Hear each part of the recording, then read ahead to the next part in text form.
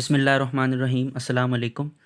अब हम group theory का क्विक रिव्यू करेंगे जो पंजाब यूनिवर्सिटी एमएससी मैथ के वाइवा के लिए इम्पोर्टेंट होगा और एमफिल मैथ के रिटन टेस्ट और इंटरव्यू के लिए भी हेल्पफुल साबित होगा। इस क्विक रिव्यू को हमने 3 पार्ट्स में डिवाइडेड किया है। पहले पार्ट्स में हम जिन टॉपिक्स को डिस्कस करेंगे उनमें सबसे पहले हमारे पास बाइनरी ऑपरेशन होगा। फिर हम देखेंगे ग्रुपॉइड क्या होता है, सेमी ग्रुप, मोनोइड ग्रुप और इनसे रिलेटेड जितनी भी एग्जांपल हैं जो वाइवा में पूछी जाती हैं उनको डिस्कस करेंगे। उसके बाद हम अबेलियन ग्रुप और इससे रिलेटेड कुछ रिजल्ट्स देखेंगे। नंबर 3 पे हम साइक्लिक ग्रुप और उससे रिलेटेड कुछ रिजल्ट्स देखेंगे देखेंगे कि कौन सा हमारे पास स्मॉलेस्ट अबेलियन है, कौन सा स्मॉलेस्ट नॉन अबेलियन ग्रुप है, कौन सा स्मॉलेस्ट साइक्लिक है और कौन सा स्मॉलेस्ट नॉन साइक्लिक ग्रुप है। फिर हम देखेंगे हमारे पास सब ग्रुप क्या होता है।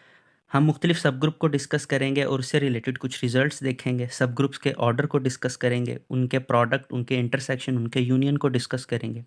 देन हम देखेंगे हमारे पास कोसेट्स क्या होता है, कोसेट क्या होते हैं, इनसे रिलेटेड एग्जांपल देखेंगे और फिर देखेंगे कि इंडेक्स किसी सब ग्रुप का क्या होता है ग्रुप के अंदर, और हमें किस तरह पता चल सकेगा कि इस ग्रुप के अंदर इतने इसके कोसेट मौजूद हैं, मतलब इतने इंडेक्स है। किसी सब ग्रुप का इंडेक्स किस तरह मालूम करते हैं।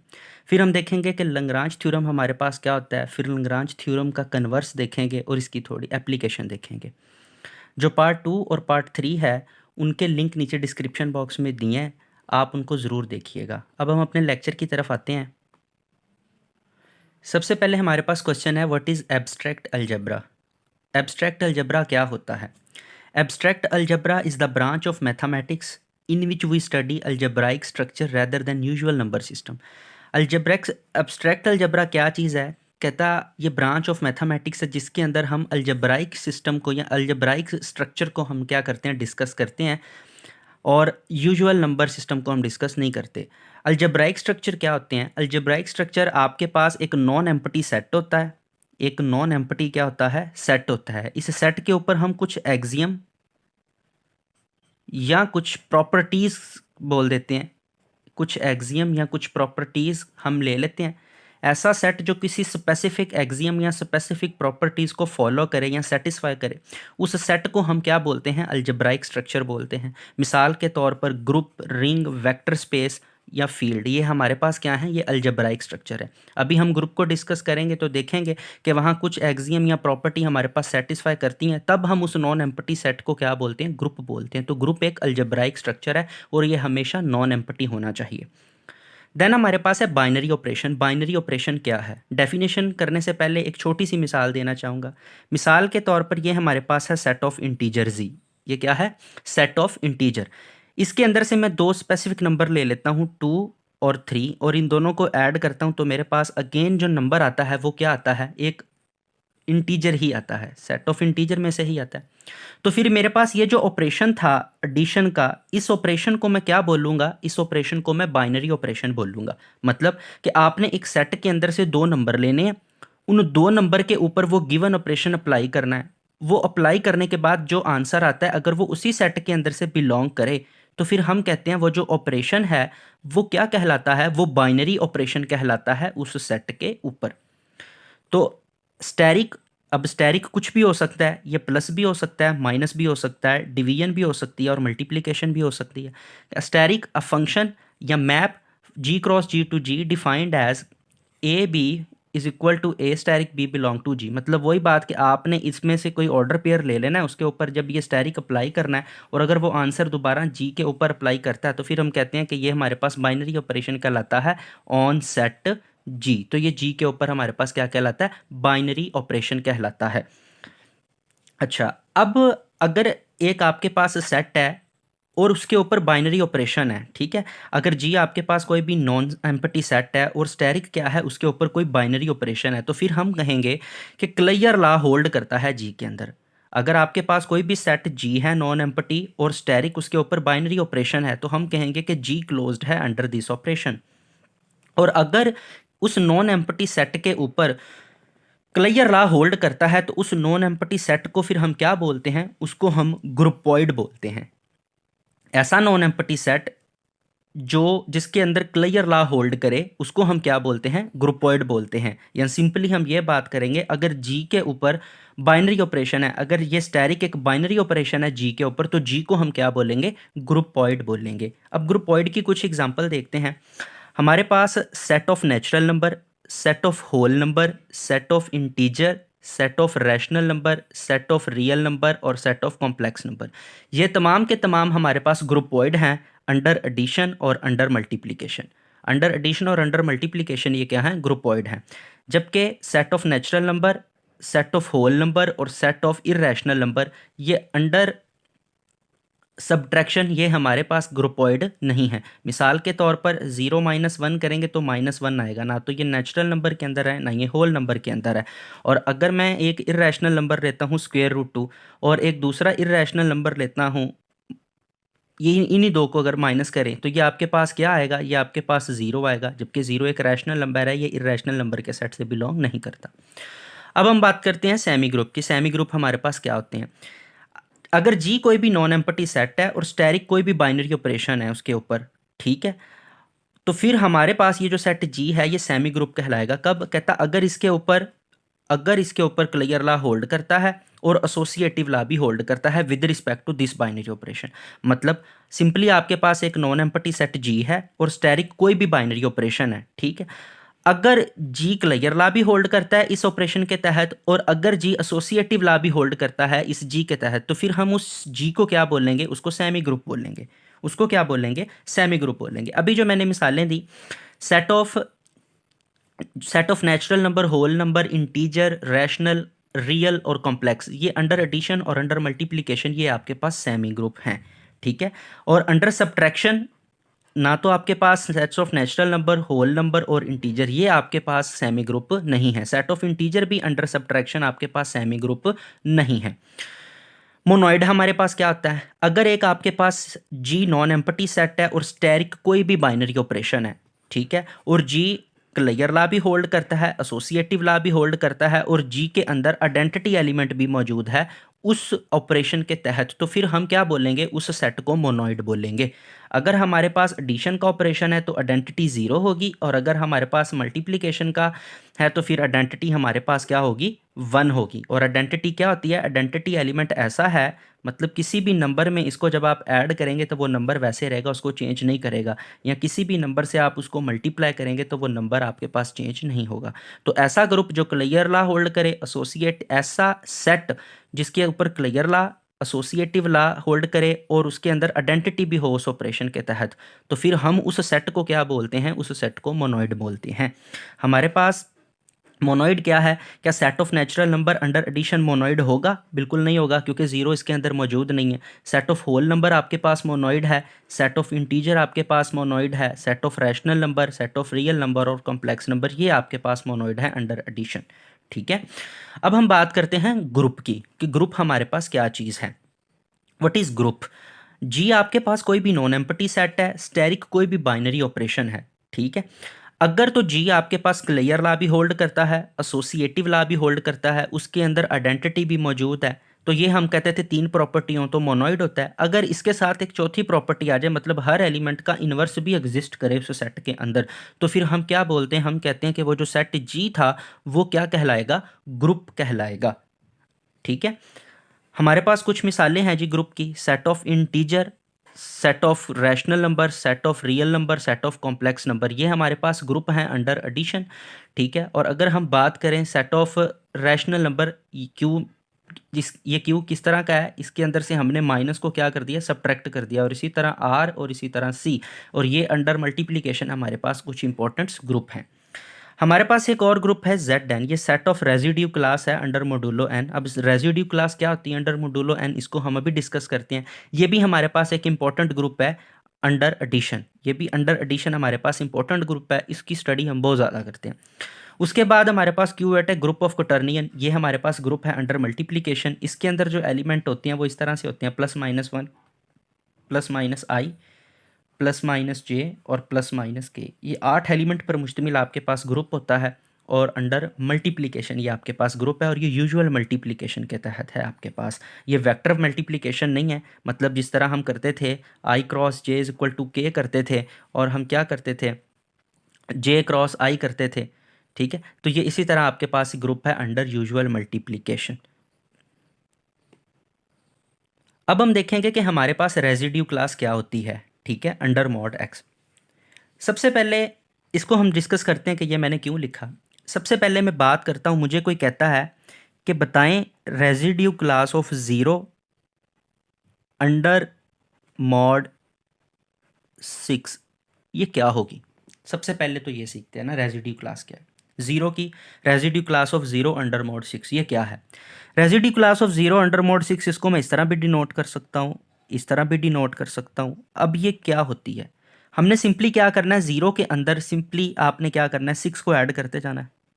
6 ऐड किया, इसमें 6 ऐड किया तो कितना आ गया 12, इसमें 6 ऐड किया तो आपके पास कितना आ जाएगा 18, इसमें 6 ऐड किया तो आपके पास कितना आ जाएगा 24, और इसी तरह हम चलते जाएंगे, ठीक है।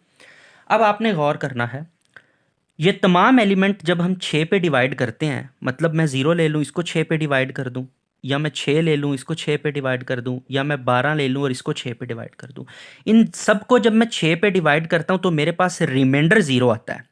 रिमाइंडर मेरे पास हमेशा क्या आता है, 0 आता है, ठीक।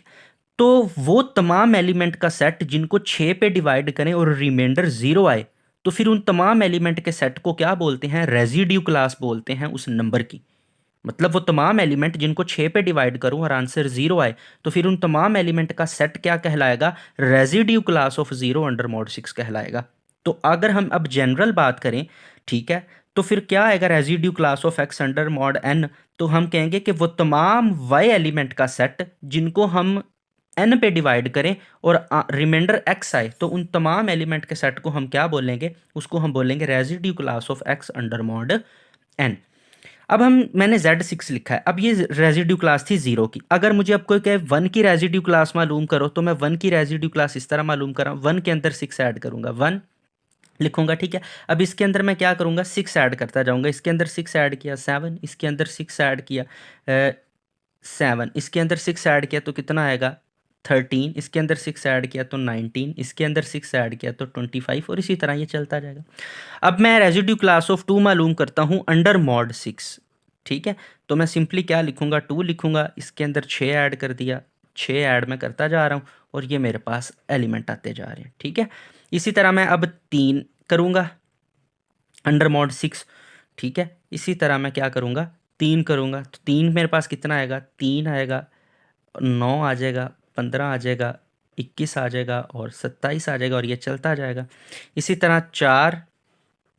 तरह 4 करूँगा तो 4 मेरे पास क्या आएगा, 4 आएगा, 10 आएगा, 16 आएगा, 22 आएगा, 28 आएगा, और ये चलता जाएगा। अगर 5 करूँगा तो कितना आएगा जी, 5 करूँगा तो मेरे पास इतना आएगा, 5 आएगा, 11 आएगा, 17 आएगा, 23 आएगा, और 29 आएगा, और ये इसी तरह चलता जाएगा।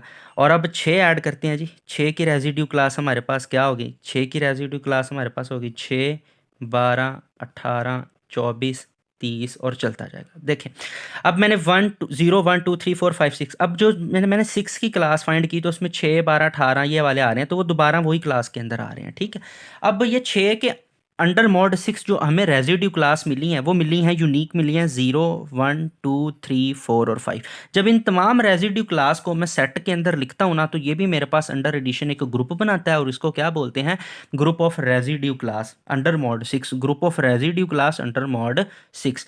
तो ये आपके पास रेजिड्यू क्लास होती है जी। आपने सिंपली क्या करना है, आपने रेजिड्यू क्लास क्या होती है, अगर आपसे कोई पूछ ले तो आपने कहना है उन तमाम एलिमेंट का सेट जिसको 6 पे डिवाइड करें और आपके पास रिमाइंडर 0 आए, उन तमाम एलिमेंट के सेट को क्या बोलते हैं, residue class of 0 under mod 6 बोलते हैं। उसके बाद देखते हैं अबेलियन ग्रुप क्या होता है जी। अगर आपके पास कोई भी ग्रुप है, ये ग्रुप है अब किसी ऑपरेशन के तहत, ठीक है। If G a group G is abelian under binary operation static if commutative law hold in G. अगर जी कोई भी ग्रुप है आपके पास इस ऑपरेशन के तहत, ठीक है, और इसके अंदर अब कॉम्यूटेटिव लॉ भी होल्ड करता है, इसके अंदर कॉम्यूटेटिव लॉ भी होल्ड करता है इसी ऑपरेशन के तहत, तो फिर हम उस ग्रुप को क्या बोलेंगे, अबेलियन ग्रुप बोलेंगे। Set of integer, rational, real और कॉम्प्लेक्स, ये अंडर एडिशन आपके पास क्या है, अबेलियन ग्रुप है। और सेट ऑफ रैशनल, रियल और कॉम्प्लेक्स विदाउट जीरो, ये आपके पास क्या है, अंडर मल्टीप्लिकेशन। और जो अभी हमने पढ़ा कि set of residue class under modulo n, ये भी आपके पास एक इंपॉर्टेंट अबेलियन ग्रुप है। हम अबेलियन ग्रुप को कॉम्यूटेटिव ग्रुप भी बोलते हैं, ये इसका दूसरा नाम है। अगर कोई पूछ ले कॉम्यूटेटिव ग्रुप क्या है तो वो अबेलियन ग्रुप ही होता है। अब कुछ रिजल्ट्स हैं हमारे पास। What is the smallest trivial abelian group, तो वो हमारे पास आइडेंटिटी है, ये जैसे ट्रिवियल स्मॉलेस्ट अबेलियन ग्रुप है। और अगर कोई पूछे smallest non trivial abelian group, तो वो ऑर्डर 1 का है, तो इसके बाद सिंपली ऑर्डर 2 का आएगा Z2, ये आपके पास है। S2 ये आपके पास है, और D1 dihedral group of order 2, ठीक है, ये भी आपके पास क्या है, नॉन ट्रिवियल अबेलियन ग्रुप है। और अगर स्मॉलेस्ट नॉन अबेलियन की बात करें तो वो आपके पास D3 या S3 है। अब इसका ऑर्डर भी 6 है, इसका ऑर्डर भी 6 है, ठीक है। ग्रुप 1 से लेकर 5 तक जितने भी आपके पास ग्रुप हैं वो तमाम के तमाम क्या होते हैं, वो कॉम्यूटेटिव ग्रुप या अबेलियन ग्रुप होते हैं जिनका ऑर्डर 1 से 5 तक हो। तो किसी ग्रुप को नॉन अबेलियन होने के लिए जो कम से कम नंबर दरकार है वो कितने हैं, 6, ठीक है। एक रिजल्ट है every group of order P square is abelian, वो ग्रुप जिसका ऑर्डर पी स्क्वायर होगा, जहाँ पी प्राइम नंबर है आपके पास, तो वो आपके पास क्या होएगा, वो नेसेसरीली आपके पास क्या होगा, अबेलियन ही होगा। इसका कन्वर्स ट्रू नहीं है। मिसाल के तौर पर मैं बात करता हूँ 16 ऑर्डर के ग्रुप की, तो देखें 16 ऑर्डर Z16 ये एक अबेलियन ग्रुप है, लेकिन 16 4 का स्क्वायर है। अब ये पी स्क्वायर तो नहीं है क्योंकि 4 आपके पास प्राइम नहीं है। तो अगर एक ग्रुप का ऑर्डर पी स्क्वायर है तो पक्की बात है वो अबेलियन है, लेकिन इसका कन्वर्स ट्रू नहीं है। ये एग्जांपल है कि Z16 ये अबेलियन है बट ये पी स्क्वायर ऑर्डर का नहीं है। अगर कोई आपसे पूछ ले कि 25 का ऑर्डर है, बताएं क्या ये अबेलियन हो सकता है या नहीं, तो ये नेसेसरीली आपके पास अबेलियन है क्योंकि ये 5 का क्या है, स्क्वायर है। तो ये अबेलियन ग्रुप की कुछ प्रॉपर्टी थी। अब हम देखते हैं साइक्लिक ग्रुप क्या होता है। A group generated by single element is called cyclic group. ऐसा ग्रुप जो एक ही एलिमेंट से जनरेट हो उसको क्या बोलते हैं, साइक्लिक ग्रुप बोलते हैं। जैसे अभी मैंने Z6 की बात की थी, तो ये एक ही एलिमेंट से जनरेट होता है। मैं रेजिड्यू क्लास 1 ले लेता हूँ। अब देखें जी, मैंने 1 में 1 ऐड किया तो कितना आएगा, 2 में 1 ऐड किया तो कितना आएगा, 3 में ऐड किया तो कितना आएगा, 4 में 1 ऐड किया तो 5 में ऐड करूंगा तो रेजिड्यू क्लास ऑफ 6 आएगी, और 6 आएगी। और आपने कहा था 6 जो है वो तो 0 के ही बराबर था, ठीक है। तो ये आपके पास एक क्या बन गया, साइक्लिक ग्रुप बन गया। मतलब 0 1 2 3 4 और 5, ये आपके पास क्या है, ग्रुप है। और ये एक ही एलिमेंट से जनरेट हुआ है 1 से। अच्छा, अब याद रखना है कि जो साइक्लिक ग्रुप है वो सिर्फ एक ही एलिमेंट से जनरेट होता है, ठीक है। हाँ, इसका जो इन्वर्स है ये उस एलिमेंट से भी जनरेट होता है। अगर कोई आपको जनरल पूछ ले कि साइक्लिक ग्रुप कितने एलिमेंट से जनरेट होता है, तो आपने कहना ये ज़्यादा से ज़्यादा 2 एलिमेंट से जनरेट होता है, एलिमेंट और उसका इन्वर्स, एलिमेंट और उसका इन्वर्स। अब इसका इन्वर्स क्या है, इसका इन्वर्स 5 है, ठीक है। इसका इन्वर्स क्या है, 5 है। इसका जनरेटर जो Z6 का एक 1 है और एक 5 है। मुझे कैसे पता चला, आपने क्या करना है, Z के रिलेटिव प्राइम ले लेने। तो Z इस 6 के रिलेटिव प्राइम कौन से हैं, 1 और 5, ठीक है। ये इसके रिलेटिव प्राइम है, 6 के जो 6 से छोटे छोटे हैं, रिलेटिव प्राइम आपके पास 1 और 5 हैं, तो ये दोनों के दोनों इसके जनरेटर हैं। अगर आपसे कोई भी पूछ ले कि बताएं Z10 इसके कितने जनरेटर हैं, तो आपने सिंपली 10 के रिलेटिव प्राइम मालूम कर लेने जो 10 से छोटे छोटे हैं। तो वो कौन कौन से हैं, वो 1 है, 1 भी इसका जनरेटर है, ठीक है। 3 भी इसका जनरेटर है, और उसके अलावा 7 इसका जनरेटर है, और 9 ये इसके जनरेटर हैं जी 10 के, ठीक है। उसके बाद हम बात करते हैं इसकी एग्जांपल की। Z एन ये आपके पास इंपॉर्टेंट साइक्लिक ग्रुप है, सेट ऑफ इंटीजर ये साइक्लिक ग्रुप है, और इसको इनफाइनाइट साइक्लिक ग्रुप कहते हैं। और ये वाहिद आपके पास एक इनफाइनाइट साइक्लिक ग्रुप है। अब इससे रिलेटेड कुछ थ्योरम और कुछ रिजल्ट्स हैं। Every group of prime order is cyclic. ऐसा कोई भी ग्रुप जिसका ऑर्डर प्राइम होगा वो आपके पास क्या होगा, साइक्लिक होगा। मतलब कोई भी आपके पास ग्रुप है और उसका ऑर्डर एक प्राइम नंबर है तो वो क्या होगा, साइक्लिक ही होगा। Every cyclic group is abelian group. Her cyclic group आपके पास अबेलियन ग्रुप होता है। कोई भी साइक्लिक ग्रुप है तो पक्की बात है वो एक अबेलियन ग्रुप है, लेकिन इसका भी कन्वर्स ट्रू नहीं है। K4 आपके पास एक एग्जांपल है, ये एक अबेलियन है मगर एक साइक्लिक ग्रुप नहीं है। इसको नीचे पे डिस्कस करेंगे। अभी हमने बात की कि ऐसा कोई भी आपके पास ग्रुप जिसका ऑर्डर प्राइम हो तो वो साइक्लिक होगा, और अभी बात की कि अगर वो साइक्लिक है तो फिर वो अबेलियन भी होगा। तो इसका मतलब है अगर किसी ग्रुप का ऑर्डर प्राइम है तो वो अबेलियन भी होगा। अगर ग्रुप का ऑर्डर प्राइम है तो वो क्या होएगा, वो साइक्लिक होगा। अगर वो साइक्लिक है तो वो अबेलियन भी होगा। तो ये रिजल्ट भी आपने अब क्या रखना है, याद रखना है कि किसी ऑर्डर, अगर कोई ग्रुप है उसका ऑर्डर प्राइम नंबर है तो वो साइक्लिक भी है और अबेलियन भी है। स्मॉलेस्ट ट्रिवियल साइक्लिक ये भी आपके पास आइडेंटिटी है जी।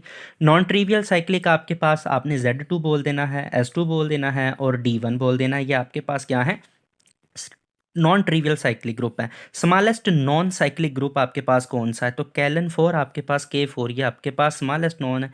और D2 जिसका ऑर्डर 4 है, डाईहेड्रल ग्रुप, ये भी आपके पास क्या है? नॉन साइक्लिक ग्रुप है। डाईहेड्रल ग्रुप को अभी हम डिस्कस भी करेंगे। उसके बाद स्मॉलेस्ट अबीलियन प्लस साइक्लिक, ऐसा ग्रुप बताएं जो अबीलियन भी है और साइक्लिक भी है। अबीलियन भी है और साइक्लिक भी है। अगर ट्रिवियल की बात करें तो वो आइडेंटिटी है ऑर्डर 1 की, और अगर ऑर्डर 2 की बात करें तो वो हमारे पास क्या है? वो हमारे पास Z2 है, S2 है और D1 है। ये आपके पास साइक्लिक भी हैं और अबीलियन भी हैं। स्मॉलेस्ट ट्रिवियल और नॉन ट्रिवियल। ऐसा ग्रुप बताएं जो अबीलियन है और नॉन साइक्लिक भी है। स्मॉलेस्ट हो, अबीलियन भी हो और नॉन साइक्लिक भी हो। हम जानते हैं कि D2 जिसका ऑर्डर 4 है हमारे पास, ये अबीलियन तो है मगर नॉन साइक्लिक है। K4 ये आपके पास अबीलियन तो है मगर नॉन साइक्लिक है। अब ऐसा स्मॉलेस्ट ग्रुप बताना जो नॉन अबीलियन भी हो और नॉन साइक्लिक भी हो। तो हमने पता किया था अभी कि एक ग्रुप को नॉन अबीलियन होने के लिए कम से कम 6 एलिमेंट दरकार होते हैं। तो हमने कहा था ये S3 है। देखिए अब ये नॉन अबीलियन है और ये नॉन साइक्लिक भी है। ये स्मॉलेस्ट नॉन अबीलियन और नॉन साइक्लिक है, या हम इसको D3 भी कह सकते हैं इसका ऑर्डर भी आपके पास 6 होता है। तो ये स्मॉलेस्ट नॉन अबीलियन और नॉन साइक्लिक है।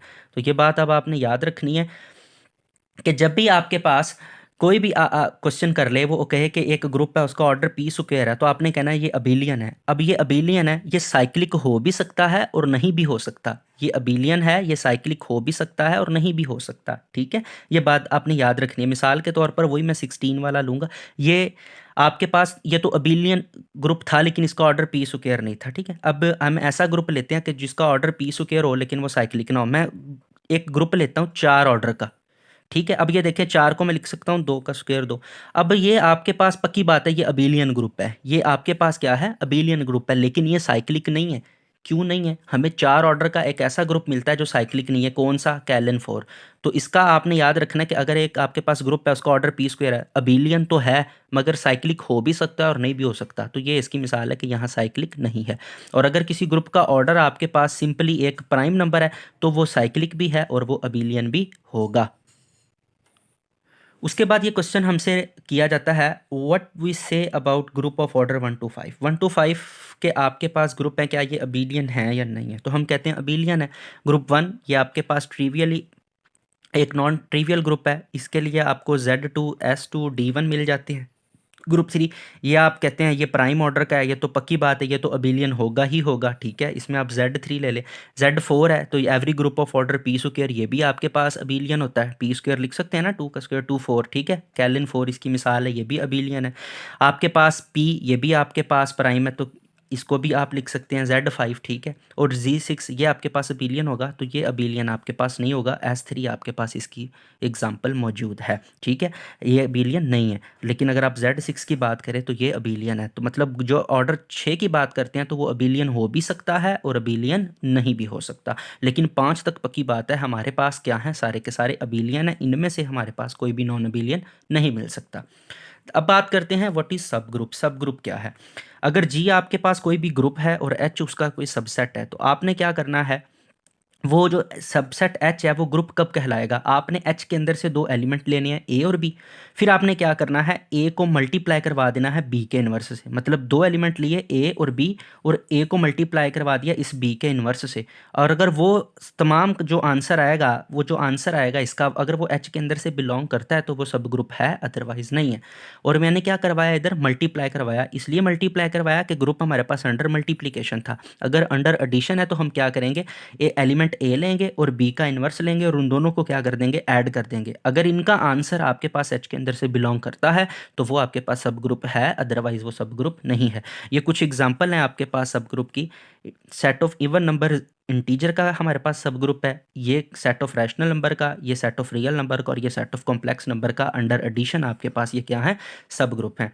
क्यू आर सी ये अंडर मल्टीप्लिकेशन सब ग्रुप हैं इसी तरतीब से। और ग्रुप ऑफ क्वाटर्नियन क्या, हम ये वाला इसका सब ग्रुप है +-1 +-i, और इसका +-1 ये भी इसका क्या है? सब ग्रुप है। ये +-i है, इसको +-j भी कर सकते हैं, इसको +-k भी कर सकते हैं। तो ये इसके क्या है? तमाम सब ग्रुप हैं। अब हम बात करते हैं what about union and intersection of two subgroup. तो आपने बात याद रखनी है कि जब भी दो सब ग्रुप का इंटरसेक्शन लेंगे तो वो तो ऑलवेज आपके पास सब ग्रुप ही होगा, मगर यूनियन के बारे में हमें डाउट है। ये हमारे पास सब ग्रुप हो भी सकता है और नहीं भी हो सकता। मिसाल के तौर पर मैं U8 लेता हूँ, ग्रुप ऑफ यूनिट्स, ठीक है। ग्रुप ऑफ यूनिट्स के अंदर हमारे पास ये वाले एलिमेंट्स आते हैं। ग्रुप ऑफ यूनिट्स लिया किस तरह, इस तरह लिया कि हम जानते हैं कि जो Z8 था हमारे पास, उसके अंदर एलिमेंट थे 0 1 2 3 4 5 6 और 7। ये ग्रुप ऑफ यूनिट्स के जी एलिमेंट थे हमारे पास, ठीक है। अब वो तमाम एलिमेंट हमने उठा लिए जो 8 के साथ जिनका GCD 1 था। तो वो कौन कौन से थे, 1 3 5 7, इनका GCD 8 के साथ 1 था। इनका सेट भी एक ग्रुप बनाता है अंडर मल्टीप्लिकेशन, उसको ग्रुप ऑफ यूनिट बोलते हैं। इसके दो हमने सबसेट ले लिए, एक K और एक H, इन दोनों का यूनियन लिया तो हमारे पास ये आ गया। अब ये हम कहते हैं सब ग्रुप नहीं है। क्यों नहीं है, 5 ज़रब 7 कितना होता है, 35 होता है। इसको जब 8 पे किया तो 8 4 कितना आया जी, 32, 3 बच गया, 3 तो इसके अंदर मौजूद ही नहीं है। तो ये यूनियन आपके पास सब ग्रुप नहीं बना। ये आपने मिसाल याद रख लेनी है। यूनियन फिर कब सब ग्रुप होगा, देखिए अगर H और K दो सब ग्रुप हैं तो इनका जो यूनियन है ना, H यूनियन K, ये सब ग्रुप तभी होगा या तो H सबसेट हो K का या फिर K सबसेट हो H का। अगर ये कंडीशन है ना तो फिर पक्की बात है कि H यूनियन आपके पास K क्या है, ये सब ग्रुप होगा, और ये if and only if condition के साथ है। What about the product of सब ग्रुप। प्रोडक्ट ऑफ सब ग्रुप, आपके पास दो सब ग्रुप हैं, उनका प्रोडक्ट सब ग्रुप कब होगा। H और K दो सब ग्रुप हैं, क्या इनका प्रोडक्ट सब ग्रुप होगा। तो कहता है HK subgroup of G if and only if HK is equal to KH। अगर ये आपके पास कम्यूट करते हैं ना दोनों के दोनों इनका प्रोडक्ट, तो फिर ये पक्की बात है सब ग्रुप है। अगर ये सब ग्रुप है तो फिर वो कम्यूट लाजमी करेंगे। और ऑर्डर इनका क्या होता है, इनका ऑर्डर का ये फार्मूला है, order of H, order of K, H intersection K। अब यहाँ आपको एक मिसाल दी जाती है हर दफ़ा, वो आपसे कहते हैं कि H का ऑर्डर आपके पास 30 है, H का ऑर्डर आपके पास कितना है 30 है, और K का ऑर्डर आपके पास 10 है। तो H इंटरसेक्शन K मालूम करो। तो आपने सिंपली इन दोनों का GCD लेना है, वो क्या आएगा 10 आएगा।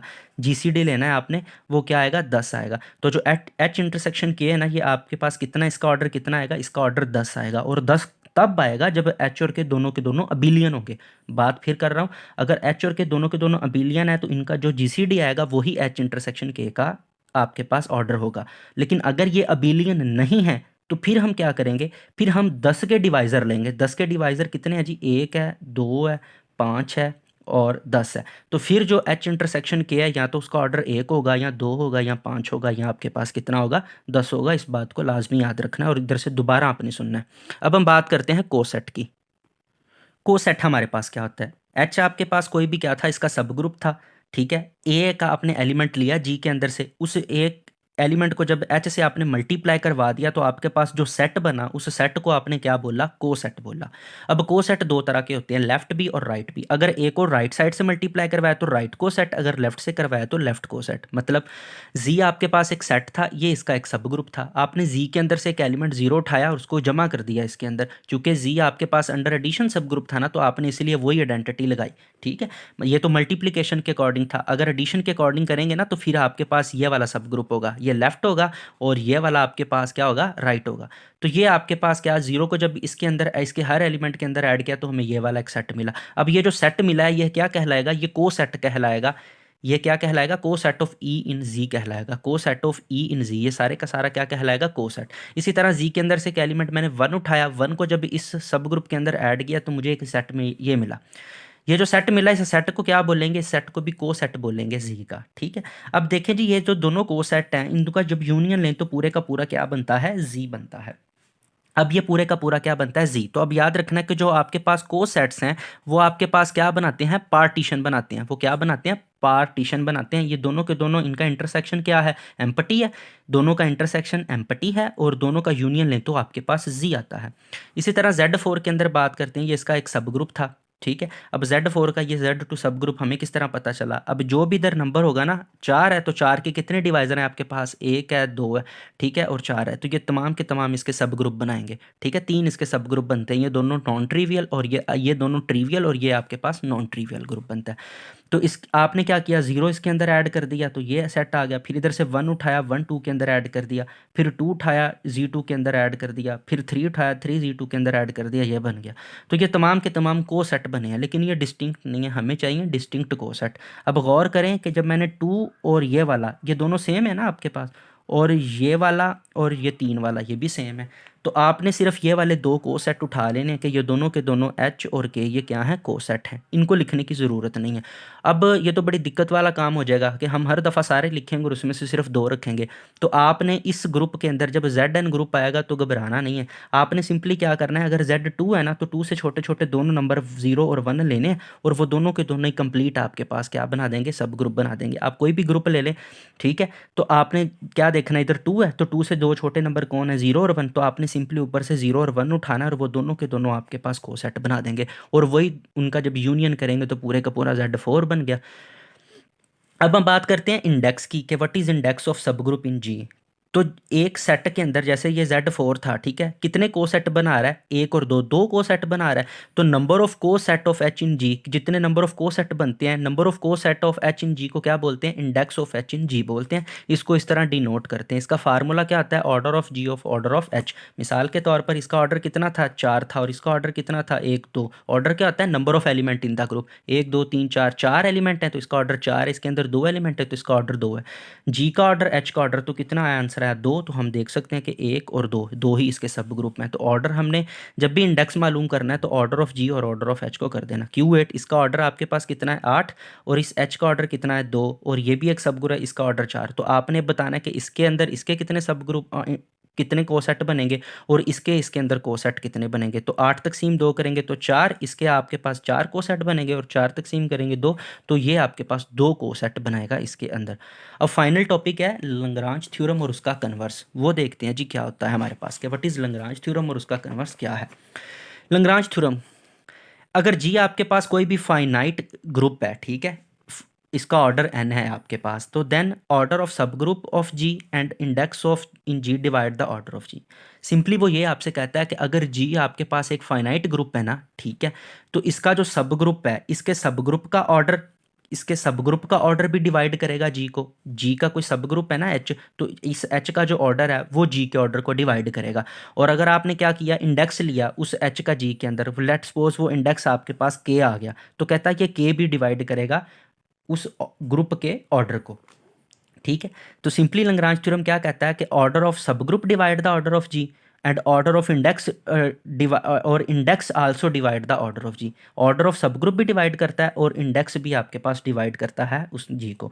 इसकी प्रॉपर्टी याद रखनी है कि अगर जी आपके पास एक फाइनाइट ग्रुप है, उसका ऑर्डर n है, तो कोई भी जो एलिमेंट आप लेंगे ना, ए बिलोंग टू जी, तो जो ऑर्डर ऑफ ए होगा ना आपके पास, जो ऑर्डर ऑफ ए होगा वो भी आपको क्या करेगा, वो डिवाइड करेगा ऑर्डर ऑफ जी को। ये इसकी एप्लीकेशन याद रखनी है कि जी एक फाइनाइट ग्रुप है, ए कोई भी एलिमेंट है जी के अंदर, तो ए का जितना भी ऑर्डर है वो डिवाइड करेगा जी के ऑर्डर को। ये क्या है, जी के ऑर्डर को वो क्या करेगा, डिवाइड करेगा। और अगर हम ए का ऑर्डर ले लें, ये वाला एक ई की पावर ले लें जी का ऑर्डर, तो ये हमेशा हमें आइडेंटिटी देगा। मिसाल के तौर पर अगर मेरे पास एक ग्रुप है और उसका ऑर्डर मेरे पास 4 है, तो जब भी मैं ए रेज टू पावर 4 करूँगा तो वो मेरे पास क्या दे देगा, वो आइडेंटिटी दे देगा किसी अबेलियन ग्रुप के लिए, ठीक है। अब हमने बात क्या करनी है, कन्वर्स ऑफ लैग्रांज थ्योरम के बारे में, कि लैग्रांज थ्योरम का कन्वर्स होल्ड करता है। तो जनरली आपने कहना ये होल्ड नहीं करता, और आपने मिसाल देनी है A4 की। A4 क्या होता है, ये हम आगे वाले पार्ट में सबसे पहले इसी को डिस्कस करेंगे कि A4 क्या होता है। A4 ग्रुप ऑफ, आपने बोलना है A4 क्या होता है, ये अल्टरनेटिंग ग्रुप है, ठीक है, अल्टरनेटिंग ग्रुप ऑफ सिमेट्री है। इसका ऑर्डर 12 होता है। सबसे पहले बात ये, इसका ऑर्डर कितना है, 12 है। हम जानते हैं कि 6 डिवाइड करता है 12 को, एज वी नो, आपने कहना है एज वी नो, हम जानते हैं कि 6 डिवाइड 12, बट लेकिन देर इज़ नो सब group of order 6 in A4। लेकिन A4 के अंदर तो 6 का कोई सब ग्रुप ही नहीं है, तो इसका मतलब है इसका कन्वर्स होल्ड नहीं करता। मतलब अब बात सिंपली ये है कि अगर H सब ग्रुप है G का, तब इसका ऑर्डर इस सब ग्रुप का ऑर्डर इसको डिवाइड करेगा। लेकिन अगर जी का ऑर्डर है और इसका कोई डिवाइज़र है, तो फिर ज़रूरी नहीं है आपके पास कि उस डिवाइज़र के ऑर्डर का भी एक सब ग्रुप आपके पास मौजूद हो। और ये उसकी मिसाल है। तो फिर कन्वर्स होल्ड किन में करेगा, जब भी आपके पास ग्रुप अबेलियन होगा, साइक्लिक होगा या डाइहाइड्रल ग्रुप होगा, तो कन्वर्स ऑफ लैग्रांज थ्योरम आपके पास क्या करेगा, होल्ड करेगा। मिसाल के तौर पर आप Z6 उनको बोलिएगा। अब इसमें 6 के जितने भी डिवाइज़र हैं, 1 है, 2 है, 3 है, 6 है, इन तमाम ऑर्डर के आपके पास सब ग्रुप मौजूद हैं। इसी तरह ये साइक्लिक भी है, तो इन तमाम ऑर्डर के सब ग्रुप आपके पास मौजूद हैं। अगर आप D4 ले लेते हैं, इसका ऑर्डर आपके पास 8 आता है, तो 1 2 4, 8 इन तमाम ऑर्डर के सब ग्रुप आपके पास मौजूद हैं। तो converse of Lagrange theorem abelian cyclic और डाइहेड्रल में होल्ड करता है। उम्मीद है आपको ये वीडियो बिल्कुल पसंद आई होगी। अगर आपको इसमें से किसी बात की समझ ना आए तो आपने ज़रूर पूछना है। अगर आपको वीडियो पसंद आई है तो आपने इसको लाइक करना है, चैनल को सब्सक्राइब करना है और वीडियो को शेयर करना है। अब तक के लिए इतना ही। अल्लाह हाफिज़।